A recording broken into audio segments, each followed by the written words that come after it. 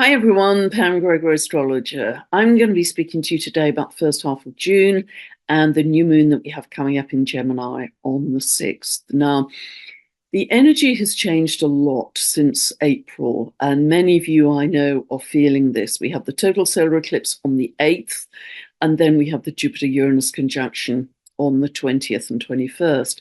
And for many, many people, myself included, there were big shifts around those times, particularly the total solar eclipse. There was a shedding of ancestral karma, baggage, emotional baggage you've been carrying for a long time, a sense of woundedness.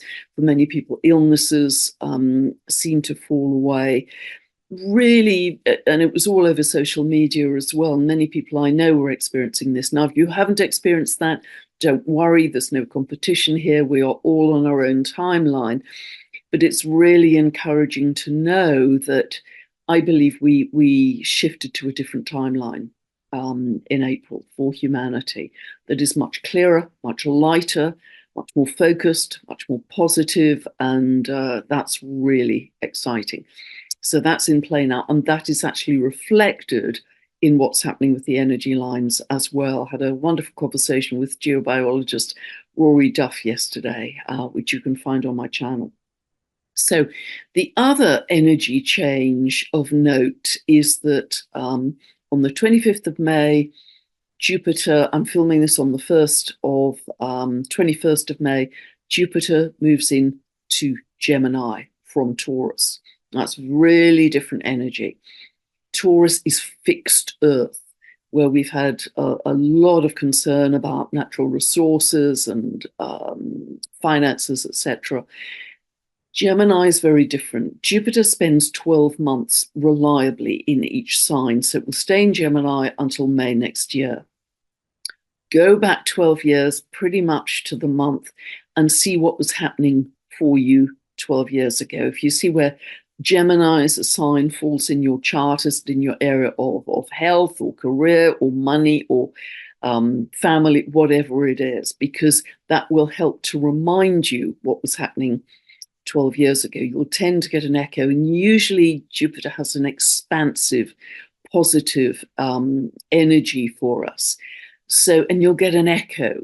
You know, whatever it was about last time, was it about some study or some business expansion? It's all about expansion. It can be travel. It can be you develop a much larger social network. It can be personal growth. You're studying a lot. It can be you get recognized and awarded in some way. It can be a lot of abundance coming to you. Whatever it was last time will tend to repeat in a similar way. If you don't know what I'm talking about, you can download a free birth chart from my website. Go to the link below. And then you can get a 2-part video series, which you can watch forever to help you understand the meaning of these updates for you in your own chart and in your own life. This is not a birth chart analysis. These are teaching videos to help you find these points in your chart. So that is very significant. And that's really from 25th of May until May 2025, as I say. And as soon as Jupiter moves into Gemini, it instantly comes into a trine with Pluto, 120 degrees trine with Pluto at 1 degree of Aries, at 1 degree of Aquarius. And this is very positive because it's giving us an expansive future humanitarian vision. Which is very positive. It's a lot about freedom. It's a lot about human rights, truth, justice. We're going to see a lot more truth coming to light from this point on, going through the rest of this year. It's already started and it will keep on rolling. That's part of the collapse of the old and the birth of the new. Also on the 3rd, 4th of the month, we have Mercury coming together with Jupiter and again trine to Pluto. So this is helping us think big, think futuristically, think expansively, and think big. And Mercury trine to Pluto is always about the power of our words as well. It's about digging up secrets too. making sure that secrets come to light. And there's going to be, as I say, a lot of that. So now we're going to look, because the new moon happens quite early in the month. It happens on the 6th. So we're going to look at this chart now. I'm going to share my screen.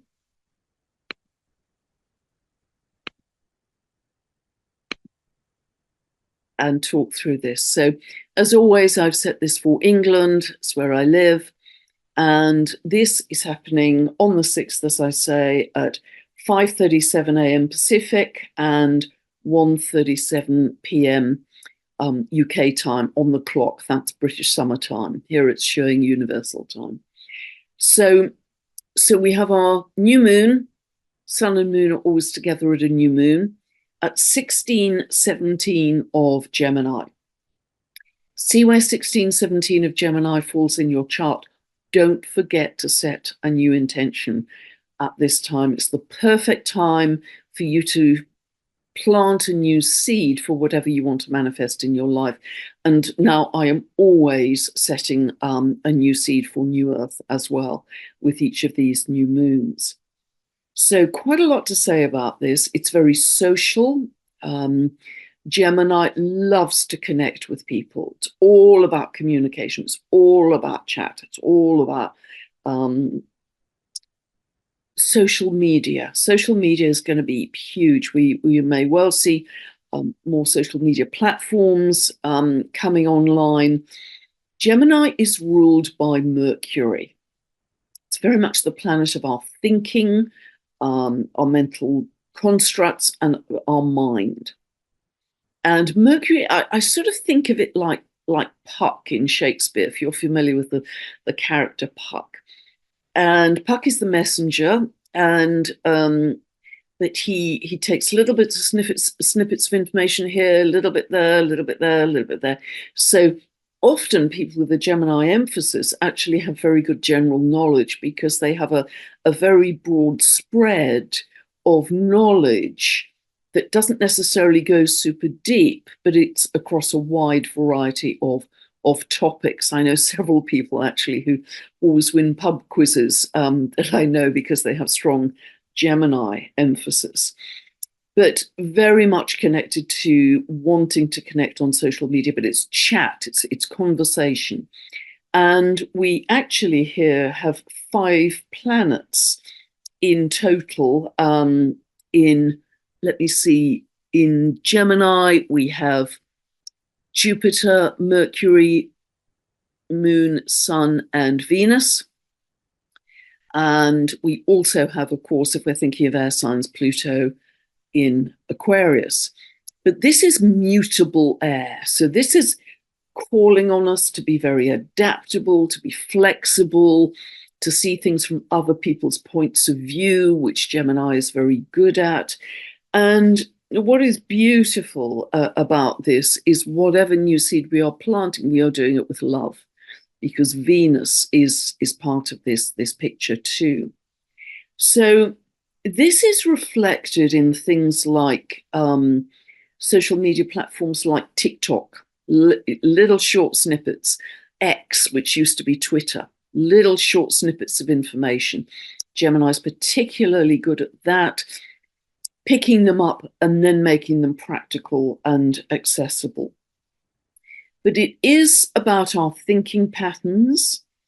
And here it's suggesting, particularly with that important trine from Jupiter to Pluto, Pluto's about networks, mental networks, higher mind, rule. Mercury is related to lower mind. Uranus is related to higher mind. So Uranus is said to be the higher octave of Mercury, and it's the ruler of Aquarius. So this very positive trine is actually about developing new thinking patterns, new perspectives, and I actually believe this is going to be a lot about understanding our neural networks and the power of our mind, the power of our thoughts, the power of our speech in a much bigger way than we have before. The issue with Gemini is that because it's mutable air, imagine that you're shining a beam of light through a prism. The light then splits into lots of different directions. So it's extremely creative, but it can get scattered. It can get distracted very, very easily, you know, a little bit over here, a little bit over there. So I think we have to be very aware of that with so many planets, 5 planets in Gemini. And the antidote to that, I think, is either exercise, getting into your body and out of so much mental energy, and also dropping into stillness, which I talk about a great deal. And that can simply be closing your eyes, watching your breath, 100% focus on your breath, just letting the breath breathe you. Just total focus on the breath. You'll notice the breath slows and deepens in quite a short space of time, and just become the breath. And the reason that may be particularly appropriate now is because Gemini rules the lungs. Gemini rules the lungs. It also rules the hands.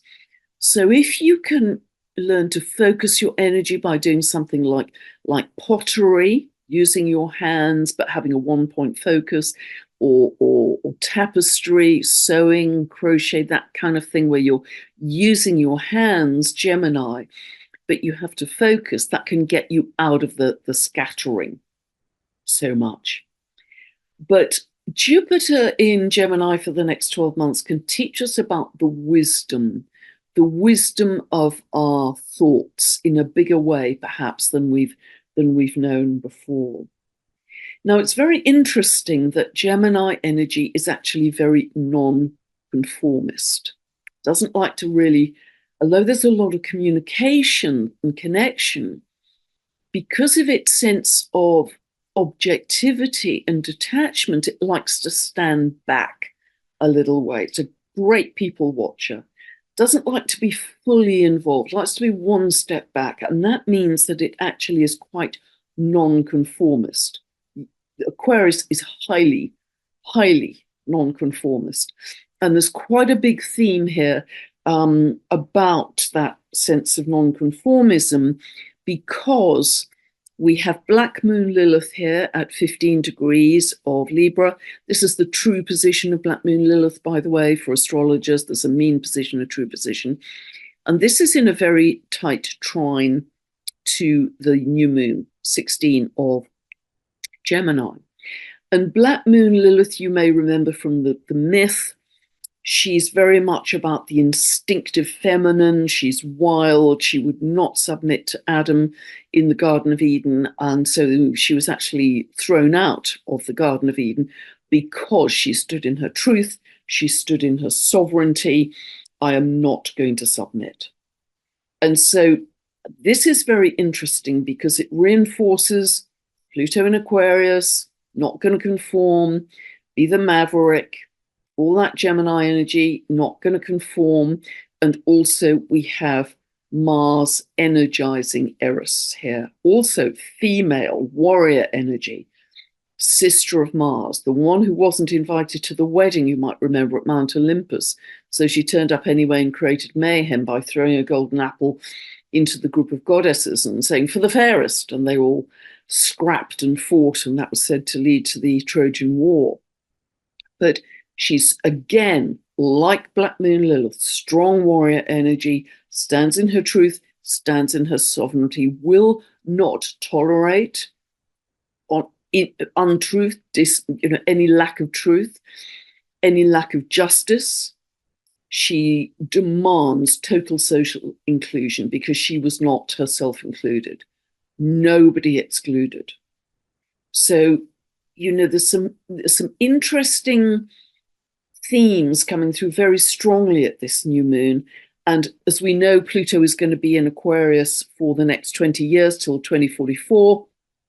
And that is going to be raising issues around freedom, truth, human rights, civil rights, all of those things. So, yeah, very, very interesting. And also with Chiron conjunct Eris here, This is about where we felt wounded in our exclusion, in our social exclusion. We were made to feel different.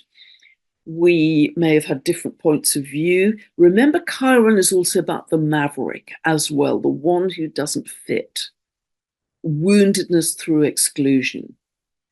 You know, so that we've got some really strong parallels here. So, but yes, I do believe in these coming years we are going to learn a huge amount, particularly because Pluto is in Aquarius, about neural networks, our thinking processes, how they affect our reality. As you know, that's something I'm very, very interested in, and how we have to really, to get sovereignty, to experience our sovereignty, we have to achieve mastery over our thinking. Because this is going to go two ways, as I've talked about. This can be controlled by technology. We can see where that's going.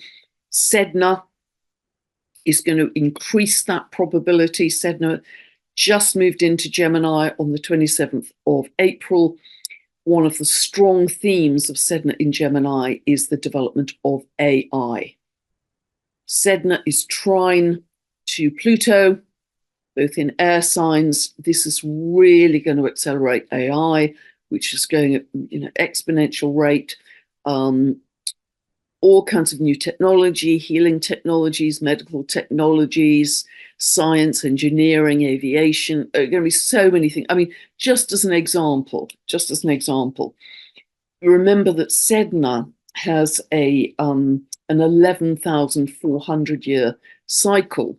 So isn't it interesting, within a couple of weeks of Sedna entering Gemini, and this was on the 14th of Gemini, Google developed a new iteration of their AI device called Gemini, surprisingly called Gemini. And this, what it does is offer massive, Jupiter expands, data processing. Gemini, massive data processing. That's a literal translation of Jupiter in Gemini. So it's this kind of thing, whether it's ChatGPT or Gemini, we're going to see many, many versions of this kind of thing, that to take the slog and the human labor out of processing. Now, that has huge social implications for work, what we do for work, if we're not working, what we do, and how we're going to restructure society based on that. I mean, huge, huge implications. When I was writing about that, 10 years ago, because you can see that very clearly coming down the track. So strongly recommend at this time doing breath work, not just watching your breath, but doing breath work. There are many forms of that: yoga breath work, Wim Hof, Buteyko breath work. I do a kind of combination of those called Soma breath, SOMA breath. And that's kind of a non-negotiable part of my day as well. Strong breath work, because that really helps you to put your focus in your center. If we are to develop a sense of sovereignty, we must come from our center. Now, something else, and by the way, with breath work, with stillness, with the focus to avoid the scattering and the distraction, mindfulness, and developing a sense of spaciousness will be hugely helpful. So having a mindfulness practice, breath work can do it, but having a sense of, we welcome in an expanded consciousness of love, and getting into that sense of expanded consciousness will create that sense of spaciousness, which is also the antidote to the mental overwhelm and the scattering. So really try and discipline yourself from falling down that scroll hole, because I think social media could be very addictive at this time over the next 12 months. Particularly, it's going to be so much amazing information coming at us, new truths, new drama, collapse of the old world. I mean, it's just going to keep on coming. It's, it's the biggest movie in town. Now, something else that Gemini is known for, it is par excellence, the sign connected to choice. And it's very helpful as you move through your day to just change your wording and your thinking so it isn't, oh gosh, I've got to get up now. I choose to get up now. I'm going to have a cup of tea. I choose to have a cup of tea. So just, it takes it from a sense of kind of sluggishness or the day running you, the daily scheduling running you, to I'm choosing to do it. You're stepping into your power a little more. Now, something I mentioned a few years ago, and I really want to mention it again, because for me it was actually quite life-changing, and this is a life-changing book. This comes from a lady called Dr. Edith Eger. Dr. Edith Eger. She wrote a book called The Choice. I hope you can see that. And this is a true story of when she was captured and taken at the age of 16 with her sister to Auschwitz. I think she's still alive. She's in her 90s now. She has a website. I believe she's still alive. She became a psychologist ultimately. But her parents were gassed on day one. And she, for the duration of the war, experienced some absolute horrors. And she was finally, at the end of the war, a soldier spotted her in a pile of dead bodies, and he noticed her moving slightly. I mean, just beyond imagination, isn't it, how we can do these things? And he pulled her out of the pile, and she had a broken back at that point. But she had incredible courage and strength. And her book is called The Choice because even in that horror, she chose joy. In moments when she could steal a bit of extra bread and share it with her sister or the other people at the camp, she would deliberately choose joy. And it's deeply poignant. I mean, it brought me to tears many times, but it really was life-changing for me. So she teaches us to find joy amidst the horror. And I really want to put a big caveat on this, because I know if you're going through big bereavement, grief because you've lost someone, or you're going through a marriage breakup, or anything that's really major in your life, you have to allow that grief process to take place. You have to honor it. You can't just kind of skim over it. And you may need professional help to get through that, but you have to honor that process. But here I'm talking about, in general, if we're not in that extreme situation. So take what resonates from what I'm saying here, and just discard the rest.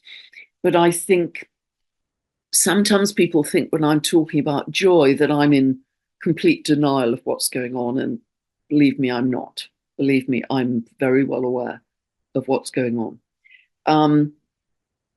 But with Dr. Edith Eger, she refused to go into despair and depression because it was one of the few forms of protest she had against the oppression.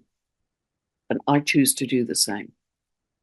Because if you go into despair and depression, you're not helping the people on the ground in the war zone in any way. You're not helping the collective. You're actually taking the frequency of the collective down. And I do believe we have a spiritual responsibility. So I choose as best I'm able, because people living in war zones, it's much harder for them in their absolute horror of survival day to day to be able to choose joy. So we who have an easier day-to-day life must do it for them. We must bear the, take on joy as a spiritual responsibility to help the collective, to help shift consciousness so we get to the point where war and horror and what we've done to people is unthinkable. That's my extremely strong view. So I just wanted to be clear on that, this isn't a question of skimming over. It's a question of deep awareness of the horror and saying, I'm not going to do that, because despair and depression are encouraged. And I know you'll understand me. So I'd just like to quote from Dr. Edith Eger here, who said, "You can't change what happened, what you did, or what was done to you, but you can change how you live now. My precious, you can choose to be free." And I think that is absolutely remarkable, considering what she went through. I think another thought here on choice is, when you're going through something quite tough, or actually just in general, if you can reframe it, and again, take what resonates here, but if you can reframe it to say, I'm going to live this as if I had chosen it. I'm going to live this as if I had chosen it. And, I know myself in my marriage breakup, or, going through many, many years of illness, and the astrology helped me enormously with this. It reframes it. It reframes it in terms of, okay, what's the lesson here? What's the meaning in this experience, and what's the lesson? And then if you can reframe it to, I'm living this as if I had chosen it, you again move it from a process of suffering to a process of empowerment. Because you're living it with meaning, you're understanding the lesson, you're probably moving through it faster too. So I hope those things are helpful for you.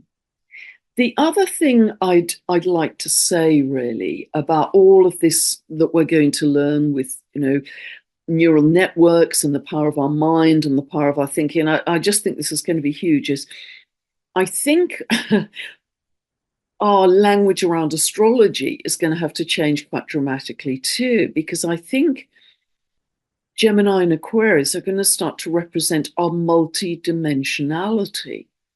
It isn't just going to be about communication and social media platforms. It's going to be about our multidimensionality.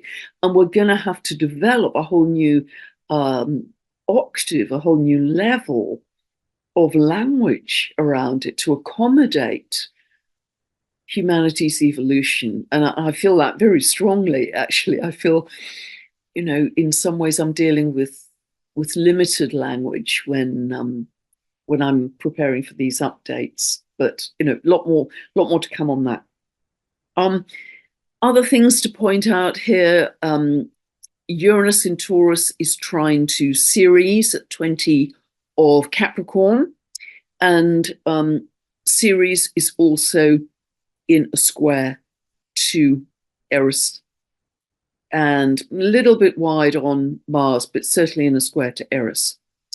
And so certainly farming, food production is going to continue to be under the microscope. I think the protests, Eris, going to continue around this. They're all over America, UK, Europe, and I am with the farmers on this. No farmers, no food. That's really clear. But we are going to see a great deal of innovation in food production. And I don't just mean lab grown, I mean natural organic ways that we do this, Uranus in Taurus. And a lot of it actually will come from local networks, getting together with your friendship groups locally, your neighbors, and agreeing who will grow what so you can share vegetables and fruit, etc. I think this local grassroots, almost like the war days when they did this, these local grassroots communities are going to come together much more strongly. And this is a beautiful aspect, I think, of Gemini. and Aquarius too. Something to watch with Ceres is she was in that very tight conjunction of Saturn and Pluto that happened at 22 degrees of Capricorn on the 12th of January 2020, which started the whole pandemic. And Ceres is the goddess of grains, harvest. She's very connected to nurturing. It's going to be very interesting because she was tangled up in that Saturn-Pluto abuse of power that started in 2020 that has actually acted as a massive catalyst for a huge amount of humanity's evolution. I know it's had a lot of tragedy along the way, but Ceres is moving back to that 22 degrees of Capricorn, where it was at the beginning of 2020, as we move into the later months of this year, particularly around October, November, which are going to be incredibly powerful months, particularly for America, not only because of the election, but how all of that is aspecting America's chart. So I will look at that in a separate video another day further down the road. But Ceres is one to watch in terms of everything to do with the earth, nature, food growing. A couple of other things to point out. Saturn is square to this new moon and Venus here. And this is very interesting because I think this is giving some reality, Saturn, to our new ideas, our new thinking, our new perspectives that is rooted in science, Saturn, and spirituality, Pisces. One of the main themes of Saturn moving through Pisces is that we're bringing science and spirituality together, and I absolutely love that. So many scientists are now bringing spirituality into their discourse, and equally the other way. Spiritual people are bringing science in. Just great. That's what I love to do as well. But it's giving a kind of reality check and some kind of, is this for the long term? Will this last? To the new ideas that are going to be birthed at this new moon. The other thing which I love to talk about is the dwarf planets. And there's a wonderful dwarf planet called Altgira, which I haven't talked about for some time, at 19 of Gemini, 1909 of Gemini, conjunct this new moon. Now, Altgira has a 293-year orbit. The dwarf planets have around about a 300-year orbit. And he was the Aboriginal god of dream time, very connected to the Aboriginal people, the big dreaming. And, beautiful. So many of these dwarf planets were creator gods. Higher octave of consciousness for us. And the dreaming, as they call it, they see as energy from which our physical world is formed, the invisible energy from which we manifest. And they had a very clear understanding of that, way better than we do as modern people, actually. And it gave them a very clear worldview. So they walk the song lines. They walk the song lines to manifest. And they had incredible knowledge, and still do, Indigenous people in general. This is particularly related to the Aboriginal people, of the earth, of nature, of natural cycles, of astronomy, of natural medicine, of plants, of animals, of ecology, of genealogy. And it was all passed down by speech and song. Gemini, passed down by speech and song. And so they had massive areas in their neural networks, again, we're back to that held this information because it's passed down through generations. So, it wasn't that it was lodged on the memory drive of your computer. We have quite minimal memory now as human beings compared to the Indigenous people and the Aboriginal people, because everything was held in speech and song. So, I think there's some very interesting lessons for us here. And the dwarf planets remind us that the indigenous people saw everything, or see everything, present tense, as alive, full of life force, all of the cosmos as one flow, a oneness, a web of life. And this new moon is a rebirth of this ancient knowledge. And this is popping up in all kinds of ways, in the physics, in the cosmology, the astrology, as I speak about very frequently. So, yes, let's turn now to Sedna. Every astrologer is going to be talking about Sedna for another 40 years because she stays there in Gemini till 2067. But we have a very interesting finger of God, finger of fate,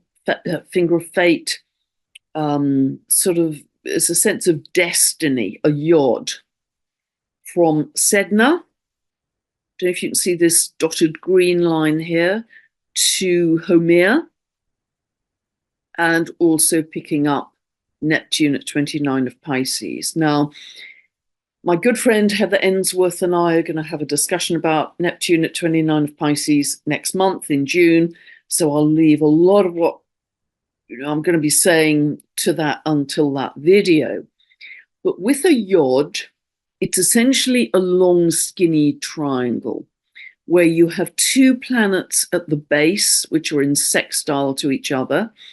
And with all 3 points, you have to use a very tight orb, just a 2-degree orb either way. It'd be easier to see if Neptune has already tipped into 0 of Aries, which it's going to do next year. But so this is the base. And with a yod, you have to incorporate the archetypes, the symbolism of those two base planets with the planet of destiny, as it were, which is at the pointy end.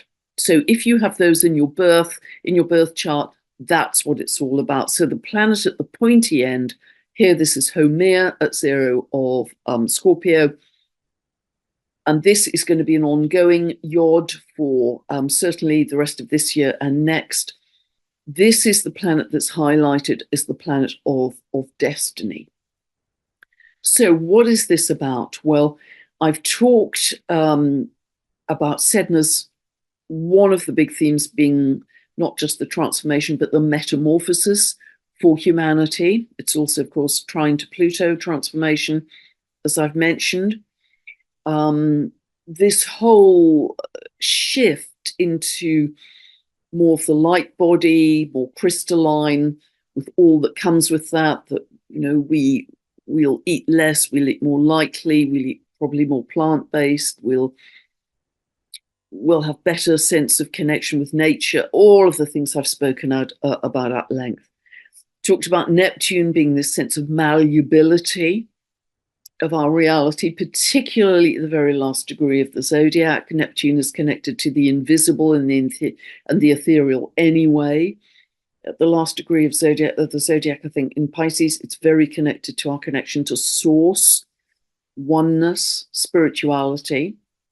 That they are feeding into one of the strongest archetypes we have for New Earth, Homer.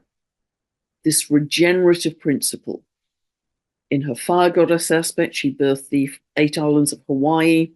She's very linked to community and collaboration.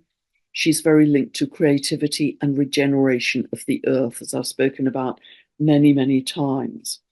So this is a very exciting finger of God, finger of fate, which, as I say, is going to be ongoing this year and next. And I see Neptune in this very last degree of the zodiac as not the end of the world, but the end, certainly, of a world. A dissolution of the illusion, the veil, waking up from the old dream, and consciously choosing Gemini to create a real dream with New Earth. With the death of the old world, very last degree of the zodiac, that contains the seed, the beginnings of New Earth, which is already here in terms of frequency. And so, yes, this really is a is a spectacular time for where we are headed as a humanity. And so step into that excitement. Try and really feel what the indigenous people feel, the Aboriginal people feel with Altjira. And I'll just stop sharing here, because the Aboriginal people, going back to songlines and dream time, they believe in two forms of time, quoting here from Wikipedia, two parallel streams of reality. One is the daily objective activity, reality. The other is an infinite spiritual cycle called the dream time, more real than reality itself, which is just beautiful. And whatever they believe, whatever happens in dream time establishes the values, the symbols, the foundation of the actual day-to-day society. So that's really beautiful. So with all this Gemini energy, I would really try to be much more conscious in your choices day to day. Psychologists tell us that 97% of our thinking is unconscious day to day. We just roll on with the same thoughts as the day before and the day before and the day before. Try and make your choices much more conscious. Again, use post-it notes around the house. What are you thinking? What's your focus? Where's your attention going? People recently have been asking me, this is taking a long time, and when is our reality going to change? Well, it's going to change longer for the collective reality to change than your own individual reality. But you can change your own individual reality, I believe, really quite quickly. But what you have to do is feel the energy within yourself of what you want to experience in your outer reality.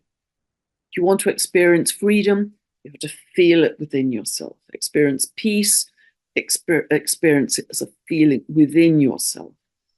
Use that infinity wave that Hope Fitzgerald told us all about.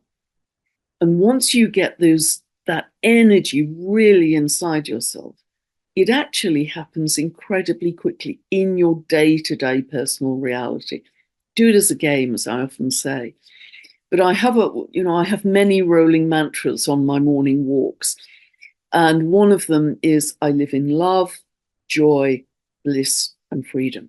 I live in love, joy, bliss, and freedom. And I emphasize those things because those are things I value incredibly highly, because I know if I didn't have them, boy, would I miss them. And again, remember, they are all feeding back to the collective to help us shift the collective to a point where all of us are living in freedom, joy, bliss, and love. So I really hope that's helped you. Quite a lot in there again today, and so much going on for us. There's so much learning happening. We're going to see so many solutions coming online, and I'm going to be referring to some of those in videos as we go forward. So really hope that's helped you. Don't forget to set a new intention, plant a new seed at this new moon in Gemini. Thank you so much for listening. God bless. Bye for now.